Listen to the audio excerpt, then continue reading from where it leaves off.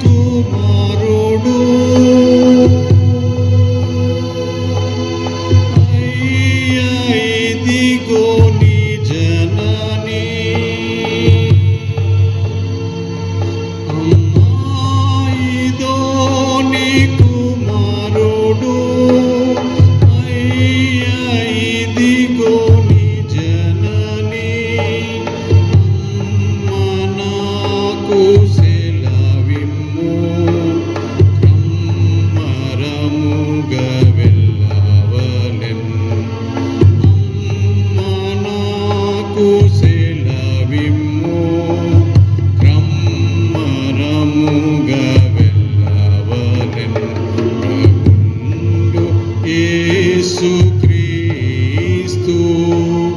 పలికే ఏడు మాటలు విపుండు బాధనందుచు సిలువపై వేలాడుచు ప్రభుండు యేసుక్రీస్తు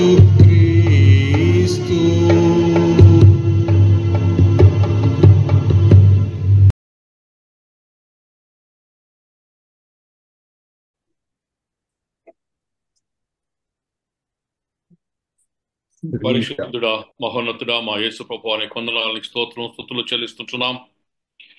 ఈ ఉదయకాలము నా తండ్రి మమ్మల్ని నీ కృపలో భద్రపరిచి లేపి ఉన్నావు ప్రభా. ఈ దినమున నీవు సిలువ బయటకు తెల్లవారుజాముననే నా తండ్రి నీవు పరీక్షించబడుటకును దూషింపబడుటకును తీసుకుని వెళ్ళబడుచున్నటువంటి వైనమును జ్ఞాపకం చేసుకుని రాత్రంతయు నువ్వు పడిన దుఃఖమును జ్ఞాపకం చేసుకుని నీ యొద్దకు వచ్చుచూ ఉన్నాము.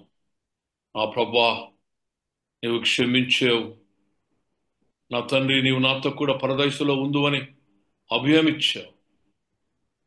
ఇదిగో నా తండ్రి, నువ్వు శిలువలో పలికిన 3వ మాటను ధ్యానిస్తూ ఉండగా నా ప్రభా, మా జ్ఞానం బట్టి కాదు గాని నీ వాక్యానుసారమైన సత్యమును గ్రహించుటకు మా మనోనేత్రులను తెరవమని మా మధ్యకు ఆహ్వానిస్తూ ప్రార్థించి వేడుకొంచున్నాము స్వామి. ఆమేన్. త్రియేక దేవుని నామమున మరి ఒకసారి మీకు శుభములను తెలియచేయచ్చు. శిలువ ధ్యానములో మనం 3వ మాటలోనికి ప్రవేశిస్తూ ఉన్నాం. అమ్మా ఇదిగో నీ కుమారుడు, ఇదిగో నీ తల్లి. యోహాను సువార్త 19వ అధ్యాయం 25-27వ వచనంలో ఈ మాట శిలువపై క్రీస్తు పలికిన 3వ మాటగా మనం ధ్యానిస్తూ ఉన్నాం. The words that are spoken on the cross are the thoughts of Jesus Christ. యేసు క్రీస్తు యొక్క శిలువపైన తన ఆలోచనలు మనకు ఒకటి దాని తర్వాత ఒకటి మనము యేసు పలికిన మాటగా ధ్యానిస్తూ ఉంటున్నాం. ఈ పలికిన 3వ మాట ద్వితీయ దేశ కాండము 20వ అధ్యాయం 12వ వచనంలో ఉన్నటువంటి దేవుని యొక్క ఆజ్ఞ అనగా, నీ తల్లిని నీ తండ్రిని సన్మానింపుము, అప్పుడు నీవు దీర్ఘాయుష్మంతుడు అవుదు అని దేవుడు ఏదైతే మాటను తన యొక్క ఇశ్రాయేలు జనములకు తెలియచేసి ఉన్నాడో, తన మనస్సును తన ఆజ్ఞనిచ్చి ఉన్నాడో, ఆ ఆజ్ఞ యొక్క ప్రతిరూపం ఇదని నేను మీకు జ్ఞాపకం చేస్తూ ఉంటున్నాను. నిజమే, ఆ చేయబడిన మాటను యేసుక్రీస్తు తూచా తప్పక తాను నెరవేరుస్తూ ఉన్నట్టుగా ఆ శిలువలో బాధ్యతాయుతమైనటువంటి ఈ మాట పలికి ఉన్నాడని నేను జ్ఞాపకం చేస్తుంటున్నాను. చిన్నవాడిగా ఉండినప్పుడు విధేయుడై అనగా లోబడి ఉన్నవాడు, పెద్దవాడైనప్పుడు వారిని గౌరవించినట్లుగా మనం చూస్తూ ఉంటున్నాం. ఎఫెసీయులకు రాసిన పత్రిక 6వ అధ్యాయంలో చాలా స్పష్టంగా మనకు జ్ఞాపకం చేయబడుతుంది. దయచేసి చూసుకుందాం. Let us go one by one. ఎఫెసీయులకు రాసిన పత్రిక 6వ అధ్యాయం మొదటి వచనమే ఏమంటాడంటే, ఐ రీడ్ ప్లీజ్. పిల్లలారా, ప్రభువునందు మీ తల్లిదండ్రులకు విధేయులై యుండుడి, ఇది ధర్మమే. నీకు మేలు కలుగునట్లు నీ తల్లిని సన్మానింపుము, అప్పుడు నువ్వు భూమి మీద దీర్ఘాయుష్మంతుడవగుదువు. ఎస్ పిల్లలారా, నీ తల్లిని నీ తండ్రిని నీవు విధేయులై ఉండి, చిన్నవాడిగా ఉన్నప్పుడు విధేయులై ఉండాలి. ఎదుగుతూ ఉంటే వారిని గౌరవించాలి, సన్మానించాలి. నిజమే, ఆ గడియ ఆసన్నమైనది. తండ్రి, నా గడియ ఆసన్నమైనదని యోహాను సువార్త 17వ అధ్యాయంలో చెప్తూ ఉంటాడు. నా తండ్రి, ఆ గడియ ఆసన్నమైనది. నేను నిన్ను మహిమపరిచినట్లుగా నీవు నన్ను మహిమపరిచే ఆ గడియ ఆసన్నమై ఉన్నది గనుక ఆ ఆసన్నమైన ఆ గడియలో ఈ మాట ఆయన జ్ఞాపకం చేస్తూ ఉన్నట్టు జ్ఞాపకం చూస్తున్నది. దేవుని బిడ్డలారా, దేవుని చిత్తము నెరవేర్చి పరిపూర్ణమైన మానవుడిగా, పరిపూర్ణమైన దేవుని కుమారుడుగా దేవుని చిత్తమును నెరవేర్చి ఆయన మహిమపరిచి ఆయన జీవితము ద్వారా, ఆయన మరణ పునరుత్థానము ద్వారా ఆయనను మహిమపరిచే గడియ ఇది. ఈ గడియలో తాను బాధ్యతతో తన తల్లిని, తన తండ్రిని, అనగా తన కుటుంబాన్ని జ్ఞాపకం చేసుకున్నాడు. It is not just his mother but also his father.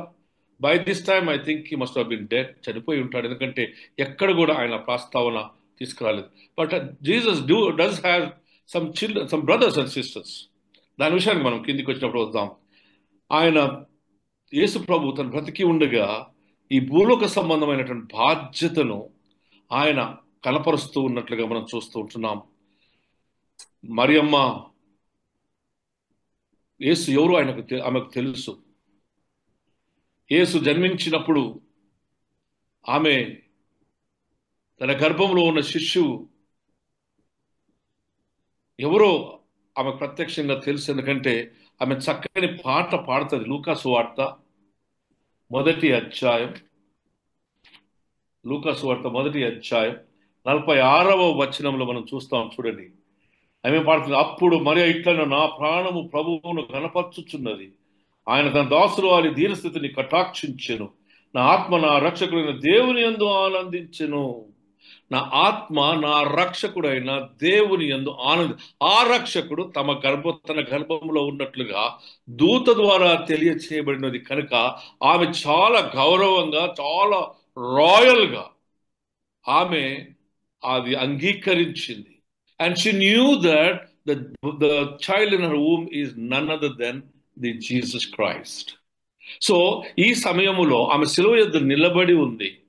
ఇతర స్త్రీలతో ఏడుస్తూ ఉంది, దుఃఖిస్తూ ఉంది. ఆమె ఎందుకు ఆడ ఉన్నదంటే ప్రాముఖ్యంగా ఆయన ఒకవేళ చంపిన తర్వాత ఆ శవాన్ని తీసుకుని వెళ్ళి పూడ్చుకోవడం, to retrieve the dead body, తీసుకోవడానికి అక్కడికి వచ్చింది. ఆమెకు తెలుసు ఏం చేస్తున్నాడో. She knew the whole ministry of Jesus Christ. కనుకనే ఇతర స్త్రీలతో కూడా, మగ్దలేని మరియతో కూడా కలిసి ఈమె ఆయనను వెంబడిస్తూనే ఉంది. Though she had a normal life. ఇక్కడ ఒక చిన్న డాక్టర్ల సిద్ధాంతం మనం క్యాథలిక్స్తో విభేదించే సత్యం మీకు బోధిస్తాను నేను. ఏంటంటే, she is not a perpetual virgin. ఆమె యేసు పుట్టినప్పుడు మాత్రమే ఆమె కన్యకగా ఉంది. తర్వాత she had our own family. ఒకసారి దేవాలయంలోనికి లేదా ఆయన బోధిస్తూ ఉన్నప్పుడు శిష్యులు వచ్చి ఆయనకు చెప్తాడు, అమ్మా, అయ్యా, ఇదిగో నీ తల్లియు నీ సహోదరులు నిన్ను కలవడానికి వచ్చారు అని. Elsewhere also he had some 2 or 3 sisters and 4 brothers. అందులో ఒకడు యాకోబు, జేమ్స్. మనకు కొత్త నిబంధనలో రాసినటువంటి యాకోబు పత్రిక రాసినటువంటి వారు ఆయననే. He was the first bishop of Jerusalem. రాళ్లతో కొట్టి చంపారు ఆయన, యేసు ప్రభు సహోదరుణ్ణి. So he had a family. He had brothers and sisters. His mother was there at the cross. But she knew who Jesus is. యేసు ఎవరో ఆయనకు తెలుసు. అందుకే ఆ నీలం ద్రాక్షగా మార్చినప్పుడు ఆమె she was able to make a decision to go to him, not be just because he is his son, her son. ఆయన కుమారుడు మాత్రమే కాదు, ఆమె కుమారుడు మాత్రమే కాదు, కానీ ఆమెకి ఇది ఈయనకు సాధ్యమని ఎరిగింది. సో ఈ శిలువ దగ్గర నిలబడినప్పుడు ఆమె హృదయంలోకి వెళ్ళి కత్తి దూసుకొని వెళుతుంది అని సిమియోను చేసినటువంటి ఆ ప్రవచనం ఆమెకు గుర్తుంది. And she is bearing it because she could bear the pain of shame in the society. సమాజంలో ఆమె కన్యకగానే గర్భము ధరించి ఆ విషయం, ఆమె పేరే అనగా ఆ చేదు అనుభవం ఆమెకు ఉంది. అవమానాన్ని క్రీస్తు కొరకు భరించింది. ఎందుకంటే క్రీస్తు ఆమెను ఎన్నుకున్నాడు. కారణం ఏంటంటే ఆయనకు అందుబాటులో ఉన్నటువంటి స్త్రీగా ఆమె చూశాడు. ప్రవచనముల నెరవేర్పులో దావీదు వంశావళిలో. And she was available within the clan of David as per the prophecy of God. కనుక ఆమెను ఎన్నుకున్నాడు. కనుక ఆమెకు తెలుసు శిలువ దగ్గర ఉండి ఏం చేస్తుందో. ఆమె గర్భంలో ఉన్న శిశువుని చూసి నా ప్రభువును బట్టి, నా రక్షకుని బట్టి నేను ఆనందించున్నానని పలికిన ఆ మాట ఆమె conscience of being the mother of one who has been divine one, ఆధ్యాత్మికమైన దేవుని స్వరూపములకు ప్రతిరూపం అని ఆమెకు అది తెలుసు. కనుక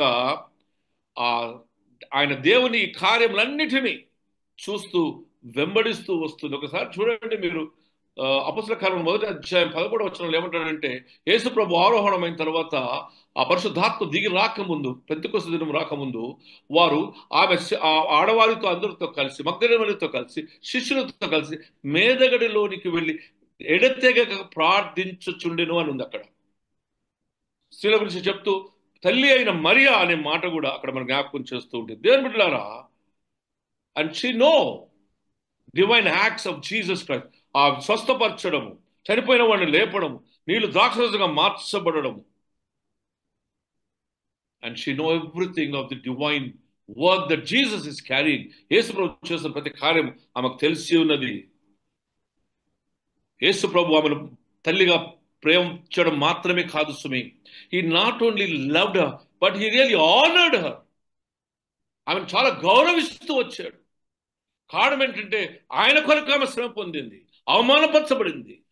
క్రీస్తు యేసు తండ్రి అయిన దేవుని యొక్క కార్యం చిత్తం నెరవేర్చడానికి ఏ రీతిగా అవమానపరచబడి అపహరించబడుతున్నాడో, ఆమె క్రీస్తును మోయడానికి, ఈ లోకానికి అందించడానికి పరిశుద్ధాత్మ వలన గర్భవతి అయినప్పుడు పొందిన సమాజ సంబంధమైన అవమానాన్ని బట్టి he is really loving her and is really honoring us because she was available to God, then available to God, and she is available to God at the cross. శిలువ దగ్గర ఆమె ప్రభువునకు సమీపంలో ఉండి ఆమె ప్రభు దగ్గర ఉన్నట్లుగా మనం చూస్తూ ఉంటున్నాం. నిజమే దేవుని బిడ్డలారా, and we can understand the feel and the pain and the suffering and the fulfillment of ఆ సిమియోను యొక్క ప్రవచనం నీ హృదయంలోకి వెళ్ళి ఆ కత్తి దూసుకొని వెళ్తుందన్న సంగతి మనం జ్ఞాపకం చేయబడుతుంది. నిజమే ప్రభువా.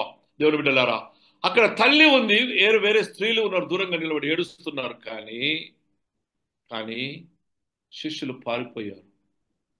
ఒకటి భయం, యూదుల భయంతో పారిపోయారు. రెండవది అవమానంతో పారిపోయారట. They ran away from Jesus with shame. అవమానంతో పారిపోయినట్లుగా దేవుని వాక్యం జ్ఞాపకం చేస్తుంది. నిజమే ఇప్పుడు దేవుని బిడ్డలారా, దే హావ్ కంఫర్టబుల్ ఫర్గాటెన్. యేసు మరణానికి ముందు చెప్పిన మాటలన్నీ మర్చిపోయారు. లూకా సువార్త 18వ అధ్యాయం చూడండి. లూకా సువార్త 18వ అధ్యాయం అక్కడ చక్కగా ప్రభు చెప్తున్నాడు వాళ్ళకు. ఏమని చెప్తున్నాడు? 31వ వచనం, ఆయన 12 మంది శిష్యులను పిలిచి, ఇదిగో యెరూషలేమునకు వెళ్ళుచున్నాము, మనుష్య కుమారుని గూర్చి ప్రవక్తల చేత వ్రాయబడిన మాటలన్నీ నెరవేర్చబడును, ఆయన అన్యజనులకు అప్పగింపబడును, వారు ఆయనను అపహసించి అవమానపరిచి ఆయన మీద ఉమ్మివేసి ఆయనను కొరడాలతో కొట్టి చంపుదురు, 3వ దినమున ఆయన మరల లేచినని చెప్పాను. ఆ మాట చెప్పాడు, ఆ మాట మర్చిపోయారు. బైబిల్ అక్కడ రాయబడింది చూడండి, కిందికి రాయండి చూడండి. వారు ఈ మాటలలో ఒకటాయనను గ్రహింపలేదు. ఈ సంగతి వారికి మరుగు చేయబడిన కనుక ఆయన చెప్పిన సంగతులు వారికి బోధపడలేదు. వాళ్ళు మనస్కరించలేదు, వారికి బోధపడలేదు. And they were not keeping their mind what Jesus was telling them, that he will be given to the heathen. అన్యులకు అప్పగింపబడతాడు, చంపబడతాడు, 3వ రోజున లేస్తాడు. ఇంకో దగ్గర ఏమంటారంటే ముందుగా లేచి గలిలయకు వెళ్తాడన్న మాట కూడా చెప్పబడ్డది. They are comfortable be forgotten in fear and shame. అవమానంలో, బాధలో. This is the time where they should have been with Jesus. చాలాసార్లు మన క్రైస్తవ జీవితంలో కూడా ఈ రోజు కూడా ఆయన నామం ధరించిన మనం ఆయనకు ధైర్యంగా ఆయన కొరకు నిలబడకుండా పారిపోతుంటాం. అవమానపరచబడిన సంగతి తర్వాత దేవుడు ఎరుగు. We don't stand by the word of God. We don't stand by the faith at all. మన పేరు చెప్పుకోవడానికి జంకే ఈ సమయంలో, రాబో దినంలో మన దేశంలో బహుగడ్డు కాలం రాబోతుందేమో. జాగ్రత్త, ప్రభు మనం జ్ఞాపకం చేస్తూ ఉంటున్నాడు. నిజమే, వారి మాటను మనస్కరించలేదు కనుక వారికి అర్థం అవట్లేదు. They ran away and they were hiding themselves. But one person whom Jesus loved, one person who ఆయన రొమ్ముకు ఆనుకొని ఉన్నవాడు, ప్రభువును ప్రేమించినవాడు, one of the inner circle along with James and Peter, ప్రభు పొందినటువంటి అనుభూతిలో, రూపాంతర అనుభవంలో ప్రభుతో ఉండినవాడు యోహాను ఆయనకు సమీపుడుగా ఉన్నట్టుగా మనం చూస్తూ ఉంటాం. నిజమే, తిబియా సముద్రంలో పునరుత్థానం తర్వాత కూడా ప్రభువును గుర్తుపట్టింది యోహానే. ప్రభు సుమి అంటాడు, ప్రభు సుమి అంటాడు. అంతరంగంగా ఉన్నటువంటి పేతురు చేపలు పడుతూ ఉంటాడు. అర్థం కాదు ఆయనకు, మీ దగ్గర భుజించడానికి ఏమైనా ఉన్నాయా? కుడి ప్రక్కన వల వేయినప్పుడు 153 చేపలు పడ్డప్పుడు వెంటనే ఇది మనుషుల వల్ల జరిగింది కాదు, ఇది దేవుని కార్యమని గుర్తుపట్టిన ఆ యోహాను ఆయన ప్రియమైన వాడు మాత్రమే ఆయన యుద్ధ ఉన్నట్టుగా మనం చూస్తూ ఉంటున్నాం. నిజమే దేవుని బిడ్డలారా, he was there when Jairus' daughter was risen. చనిపోయినటువంటి జేరియస్ యొక్క కుమార్తె లేపబడినప్పుడు ఆయన అక్కడ ఆయనతోనే ఉన్నాడు. యేసు ప్రభు రూపాంతర అనుభవం పొందినప్పుడు యేసు ప్రభుతో ఉన్నటువంటి ఆ పేతురు, యేసు ప్రభు శిలువ వేస్తూ ఉంటే కూడా ఆ యొక్క యోహాను ఆయనతోనే ఉన్నట్లుగా మనం చూస్తుంటున్నాం. And is also at the cross while Jesus is suffering. యేసు పొందుతున్నటువంటి ఆ భయంకరమైన శ్రమకు సాక్షి యోహాను. And he is available. దీని యొక్క సాదృశ్యం ఏంటంటే, క్రైస్తవ విశ్వాస ప్రయాణంలో ప్రభు హింసించబడి, అవమానపరచబడి, దూషింపబడుచు ఉన్నప్పుడు క్రైస్తవుడు క్రీస్తుతో కూడా ఉండగలగాలి. What a witness this man has. Of course, he also became the bishop in Jerusalem. దేవుని బిడ్డలారా, ఆయన ప్రభుతో కూడా ఉన్నట్టుగా మనం చూస్తుంటున్నాం.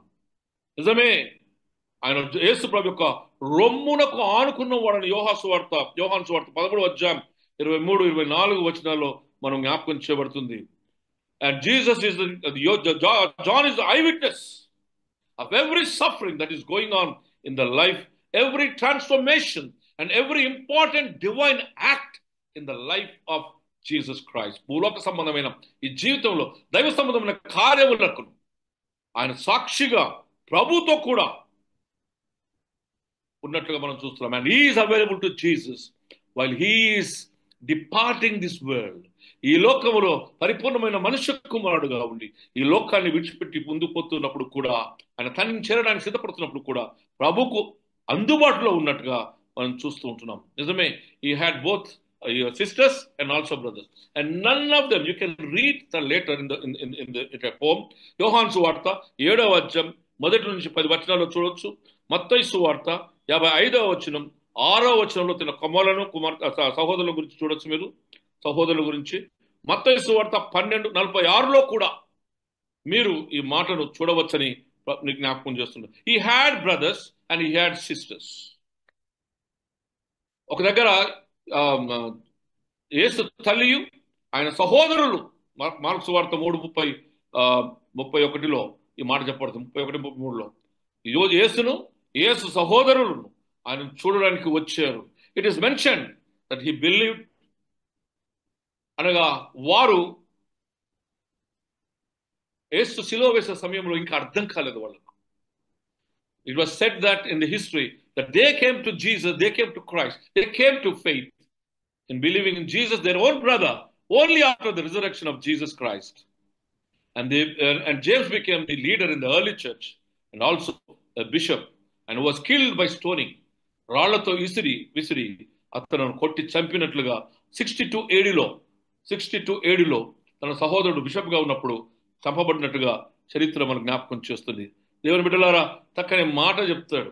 ఆయన చనిపోయినప్పుడు ఆయన సహోదరులు లేరు, తండ్రి బహుశా చనిపోయి ఉంటాడు. మరియమ్మ, యోహాను మాత్రమే ఉన్నది. అక్కడ ఒక మాట చెప్పబడుతుంది తెలుసా? మీరు చూడండి, కీర్తన గ్రంథం 69వ అధ్యాయం 8వ వచనం. కీర్తన గ్రంథం 69వ కీర్తన 8వ, నా సహోదరులకు నేను అన్యుడనైతిని,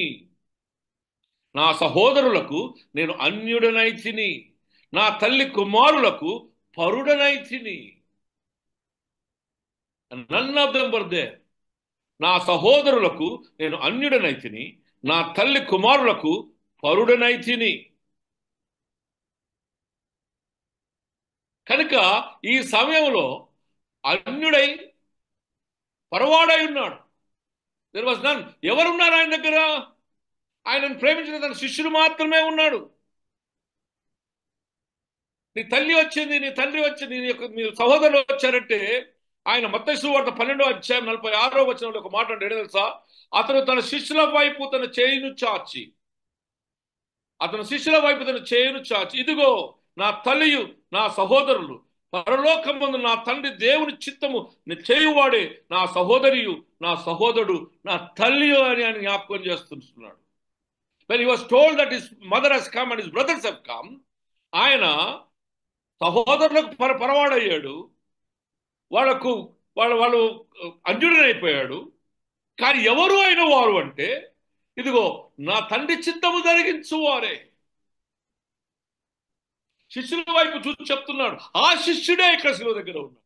Therefore that relationship, because he has found John to be with him in that critical situation, ఆయనతో ఉండడం అది దేవుని చిత్తము గనుక దేవుని రాజ్య సంబంధమైన సువార్త ప్రకటన తల్లి బాధ్యత అక్కడ ఆమెకు అప్పగించినట్లుగా మనం చూస్తుంటున్నాం. నిజమే దేవుని బిడ్డలారా, అందుబాటులో ఉన్నటువంటి ఆ సహోదరుడికి ఆయనే తన సహోదరుడు గనుక, దేవుని చిత్తం నెరవేర్చువాడు గనుక, ఆయనను వెంబడిస్తూ ఉన్నాడు గనుక ఆ బాధ్యత క్రీస్తుకు అప్పగించినట్టుగా మనం జ్ఞాపకం చేయబడుతుంది. నిజమే, అంతరంగంలో ఒకసారి గ్రహించినట్లయితే, now the ministry is going to be continued as the son of God, మరియు యోసేపు కుమారుడు మరియమ్మ కుమారుడు నజరేయుడైన యేసు ఏదైతే ప్రారంభించాడో తన జీవితంలో దానిని నిరంతరముగా కొనసాగించుటకు తల్లిపై ఉన్నటువంటి గౌరవమును బట్టి, తల్లిపై ఉన్నటువంటి ప్రేమను బట్టి, ఆమె పొందిన అవమానమును ఆయన గౌరవిస్తూ ప్రేమిస్తూ తన తల్లిని బాధ్యతను అప్పగించి, ఎందుకో తెలుసా, యేసు ప్రభు చనిపోయి తిరిగి లేచినప్పుడు మరియమ్మ పరిగెత్తుకొని వెళ్ళి ఎవరికి చెప్పింది? పేతురుకు యోహానుకు చెప్పింది. వీళ్ళిద్దరే పరిగెత్తుకొని వస్తారు. అప్పుడు యోహాను తిరిగి పరిగెత్తాడు ఇంటికి. కారణం ఏంటంటే ఈ సంగతి తల్లి అయిన మరియకు చెప్పడం. ఎందుకంటే ఆ క్షణమే ఆయన ఆమెను తన ఇంట చేర్చుకొనెను అన్నది బైబిల్లో. నిజమే దేవుని బిడ్డలారా. And she is with him. And the continuity of the mission that Jesus started is continuing through an adopted son now. That means on the cross, a new family is born. సిలువలో ఒక కొత్త కుటుంబము, ఇంతకు ముందు ఉన్నటువంటి ఆ కుటుంబము. ఏ కుటుంబం? యేసోపు కుటుంబము. యేసోపు కూడా ప్రభు మాటను కాదనలేదు, అవమానాన్ని భరించడానికి ఒప్పుకున్నాడు. We do not know the history, how he died. But at this moment he is not there. But a new family is born at the cross, at the feet of the cross. I call it as at the feet of the cross. And the blood of Jesus, యేసు యొక్క ఆ రక్తంలో కొత్త కుటుంబం జన్మించింది. ఆ కొత్త కుటుంబం ఏంటంటే ప్రారంభించిన క్రీస్తు సువార్త కొనసాగించుటకు తల్లి కుమారుడు ఆ బాధ్యతను ఆయన వారు అంగీకరించినట్లుగా మనం చూస్తుంటున్నాం. And they were there with people, and they were there with disciple, and mother of Jesus was there with women. నిరవధికంగా పరిశుద్ధాత్మ వారిపై కుమ్మరించబడుటకు ప్రార్థించినట్లుగా మనము అపొస్తలుల కార్యములు 1వ అధ్యాయం 13వ వచనం చివరి భాగంలో చూస్తూ ఉంటున్నాం. నిజమే దేవుని బిడ్డలారా, it is a new family is Born. A new family in Christianity, a new family at the cross, a new family in the blood of Jesus is born. That is the message of the third word. It is not only responsibility, అది బాధ్యతనే కాదు సుమి. It is the beginning and the birth of a Christian community. క్రైస్తవ సమాజం యొక్క జన్మం అది. క్రైస్తవ కుటుంబం యొక్క ఆధ్యాత్మిక జన్మం. ఆ యొక్క క్రైస్తవ కుటుంబం యొక్క బాధ్యత ఏంటంటే శ్రమలయందును, దుఃఖమయందును, బాధయందును, ఆనందమందును కలిసి ఆ కష్టాన్ని సుఖాన్ని పంచుకోవడానికి యేసుక్రీస్తులో ఏర్పారిన వారై, and they are built on the blood of Jesus and on the cross of Jesus Christ. యేసు శిలువ మీద యేసు రక్తముతో ఆయన పాదముల యొద్ద జన్మించినదే ఈ క్రైస్తవ కుటుంబం అని మనం జ్ఞాపకం చేసుకోవాలి. A Christian family is not an ordinary family. It is a Christian family, is the family that is born at the feet of Jesus through the shedding of Jesus Christ blood. యేసు రక్తము చిందించడం వలన ఆ శిలువ యొద్ద జన్మించినదని. నిజమే గలతీయులకు రాసిన పత్రిక 6వ అధ్యాయం 2వ వచనంలో ఏమంటాడంటే, ఒక్కరినొకడు తన వారి భారములను మోసుకొనొచ్చు అంటాడు. ఒక్కరినొకరు వారి భారములను మోసుకొనొచ్చు. నిజమే దేవుని బిడ్డలారా, చక్కని మాట అది. I want to read and conclude. If this Christian family is the one which is born to bear,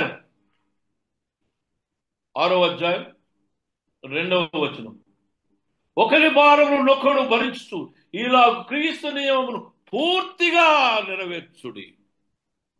This family which is born at the feet and the blood of Jesus is ఒకరి భారమును ఒకరు మోస్తూ దేవుని చిత్తాన్ని పరిపూర్ణంగా నెరవేర్చడానికి, because the Christian family becomes the center of the God's mission. The church is the presence of God, and the family is the beginning of the God's mission and center of the God's kingdom. దేవుని యొక్క రాజ్యం యొక్క కేంద్ర బిందువుగా మార్చబడింది కుటుంబం. కారణము సిలువ రక్తములో, యేసు రక్తములో, సిలువ యేసు పాదముల దగ్గర జన్మించి ఒకరి బాధములు ఒకరు మోయుటకు, దేవుని చిత్తం నెరవేర్చుటకు, ఆయన రాజ్య స్వార్థ నిరంతరముగా ప్రకటించబడుటకు ఇదిగో ఈ బాధ్యత అప్పగించబడి ఉన్నదని. It's the continuity of the same mission that Jesus as the son and Mary as the mother began it, and it is continued as a Christian family at the feet of Jesus Christ. దేవుని ఆ సిలువ క్రీస్తు పాదం దగ్గర జన్మించినదే క్రైస్తవ కుటుంబం.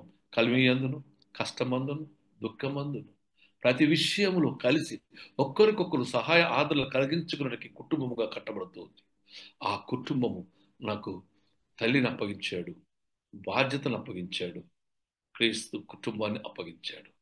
దేవుడు తన సమాధానమును, తన తల్లికి చూపిన ప్రేమను మనపై కుమ్మరించుటకు త్రియేక దేవుడు మనకు తోడైండును గాక.